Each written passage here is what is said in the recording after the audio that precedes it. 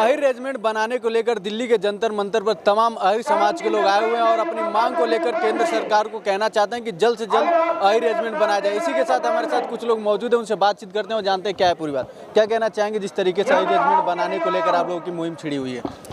Ahir regiment बरसों पुरानी मांग है हमारी।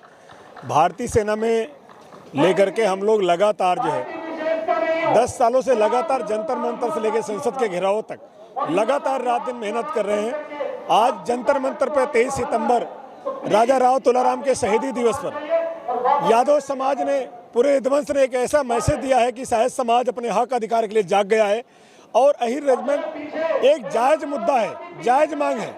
ये इसे जाति से नहीं जोड़ना चाहिए, जबकि भारतीय सेना के अंदर शहीदों के सम्मान को लेकर के लगातार ये एक मांग है कि आहिर रेजिमेंट आहिर वीरों के कंधे पर होनी चाहिए। और आज शहीदी दिवस के मौसम पर राजा राव तुलाराम का शहीदी दिवस है। 1857 के महान क्रांतिकारी राजा राव तुलाराम ने, जिन्होंने हरियाणा के नसीरपुर की धरती में उन्होंने 3 जनरलों को, अंग्रेज जनरलों को मार गिराया था।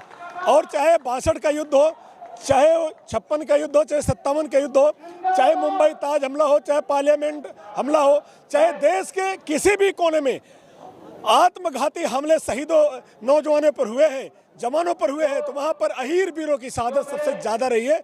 देश के अंदर सभी जाति, सभी समाज के लोगों की वीरता है, महानता है, लेकिन जिन लोगों की रेजिमेंट बनी है उनकी वीरता के आधार पर बनी है। तो अगर वीरता के इतिहास में देखा जाए उठा करके, यादव समाज सबसे ज़्यादा वीर और बहादुर मार्शल कौम है।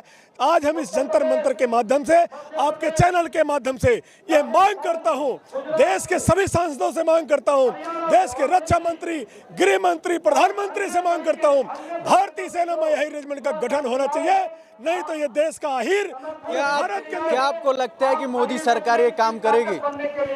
देखो, मोदी सरकार से उम्मीद तो नहीं है, लेकिन यह जरूर है कि हम समाज को जगा रहे हैं। जब तक हम सब की बात करने वाला, हम सब की आवाज को सुनने वाला जब तक उस कुर्सी पर नहीं बैठेगा, तब तक हमें न्याय तो नहीं मिलेगा।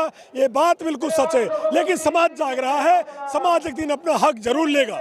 आप रेजिमेंट की बात करें, सरकार तो आर्मी में 4 साल कर दिया है, क्या लग रहा है रेजिमेंट बनाएगा या 4 साल में लोगों को निकाल देगा? देखो, आहिर रेजिमेंट बनाना इनकी मजबूरी भी हो गई है, क्योंकि जिस तरीके से भारत के हर विधानसभा लोकसभा क्षेत्रों के अंदर आहिर समाज की अपनी संख्या है, वो सांसदों से बोल रहा है कि अगर आहिर रेजिमेंट नहीं बनाओगे, संसद में जाकर के हमारी आवाज को नहीं उठाओगे, तो हम आपको वोट नहीं करेंगे। इस मुद्दे को हमने वोट से जोड़ दिया। जो आहिर रेजिमेंट की बात करेगा वही देश में राज करेगा। आपने वोट से जोड़ दिया। 2024 का इलेक्शन भी नजदीक आ चुका है, क्या कहना चाहेंगे इसको लेकर? 2024 के अंदर, 2024 के पहले अगर भारतीय सेना के अंदर आहिर रेजिमेंट का गठन हो जाता है तो मैं माननीय प्रधानमंत्री जी को धन्यवाद देता हूं। शायद वर्षों पुरानी मांग को पूरा किया, लेकिन जिस सरकार की नीतियां हैं, जिस तरीके से सोच है, मुझे नहीं लगता कि सरकार आहिरों को सम्मान देगी, आहिर रेजिमेंट का गठन करेगी। लेकिन मैं अपने समाज को जगा रहा हूं। समाज एक दिन एकजुट होकर जंतर मंतर से रामलीला मैदान में लाखों की संख्या में आएगा, पूरे देश के अंदर आह्वान करेगा और शहीदों को सम्मान दिलाने का काम करेगा। रणनीति क्या होगा आप लोगों का?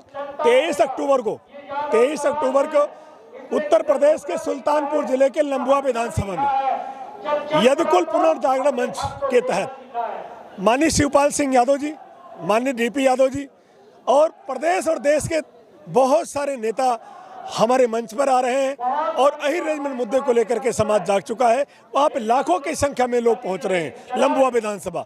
मैं उसका आयोजक हूँ, डॉक्टर आर.एस. यादव, मैं उसका आयोजक हूँ। मैं इस तरीके से अपने जिले को जगा रहा हूँ और जिले को जगाने के बाद हम लोग पूरे देश को जगाए हैं।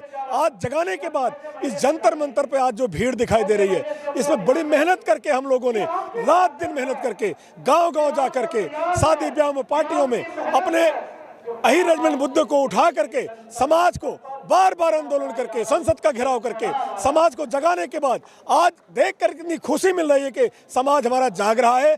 बहुत जल्दी आहिर रेजिमेंट का गठन होगा। समाज अपनी ताकत को पहचान लेगा, समाज अपने हक को पहचान चुका है और नेताओं भी कोमा से निकल चुके हैं और अपनी आवाज़, अपने समाज की आवाज़ को समझ चुके हैं।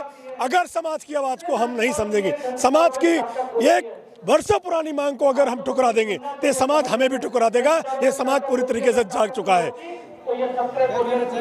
मैं राजस्थान अलवर से आया हूँ। मैं अलवर से जिला अध्यक्ष सरपंच संघ अलवर हूँ, अशोक यादव। मैं कहना चाहूँगा, जैसे मेरे पूर्व भाई साहब ने बताया कि हमारी जब तक हक की मांगे नहीं मानेंगे, हम किसी हद तक भी अपने बलिदान देने के लिए तैयार है, अपनी हक की मांगे मनवा के रहेंगे हम।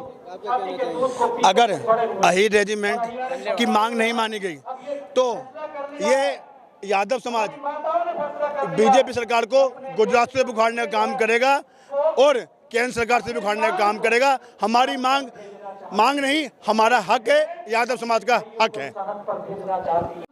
हजारों की संख्या में आर्य समाज के लोग आज दिल्ली के जंतर मंतर पर धरना प्रदर्शन कर रहे हैं। सनराइज न्यूज़ से अवनीश तिवारी, दिल्ली।